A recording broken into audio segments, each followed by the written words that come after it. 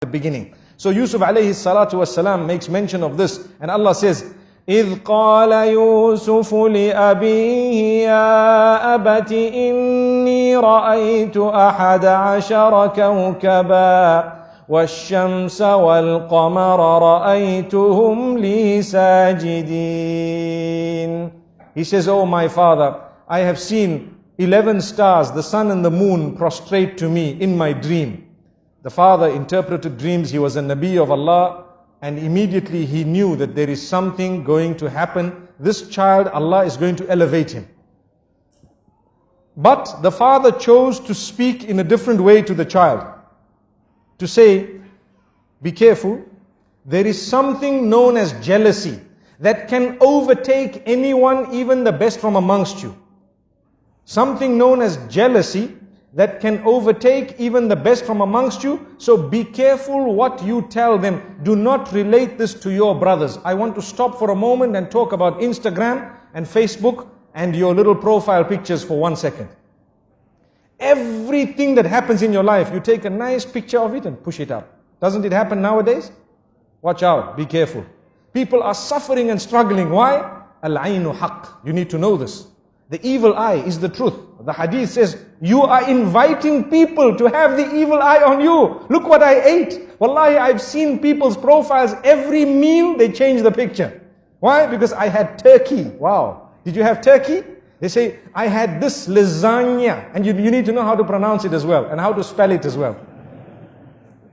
And I had this and that, and this is the juice I had, and the drink I had, and this is where I went, and this is the hotel I stayed in, and this is how beautiful this was, this is the dress I bought, and this, every single thing. And every while, you dress your child and the picture is up, and you dress another child and the picture is up. Wallahi, there is a lesson. Go back to Surah Yusuf. There are 2 times that we learn a lesson in this surah, in this regard. One was when the brothers were all entering into that particular palace, or into the ministries, in order to get their food. The father says, enter separately. And one of the reasons mentioned in the books of tafsir is so that the people's eye does not catch you all and does not affect you with the evil eye. That was one of the lessons that we learn. And here as well, the father says, لا تقصص رؤياك على إخوتك. Do not relate this dream to your brothers. Do not relate it to your brothers. Why? Because they may plot against you. Out of what? It is clear, out of jealousy.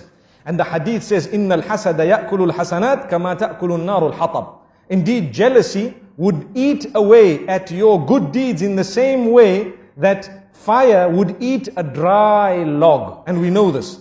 So my brothers and sisters, think for a moment before you upload your pictures and before you actually put your food and everything else. You know, we are not saying that you should divorce yourself completely from technology, but what we are saying, make good use of it. Make the best use of it, but do not use it to destroy your own self. You can tell genuine people sometimes some goodness you've been in, but it does not have to be everything. Because let me be honest, you send 1, 2, 3, 10 pictures, and some people who see it are wishing for it all their lives, working towards it, and you have it with so much ease. Do you think they will be able to digest it? There will come a stage in their lives when they start feeling something towards you. Look at this person, they have heaven on earth, and they don't know the problems you have in this dunya. Why don't we put up well, I'm not encouraging it, but I'm saying, imagine if we were to put up profiles about the bad things that happened in our lives all the time. We would be living in gloom and doom.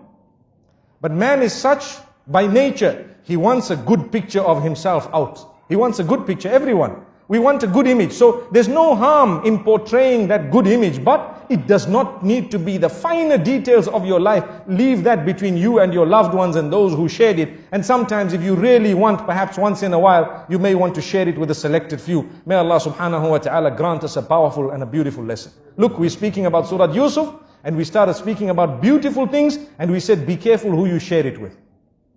Not everyone will be genuine, and even those who are genuine, sometimes it can enter the heart after a certain time, and it can affect you. So, if you look at what happened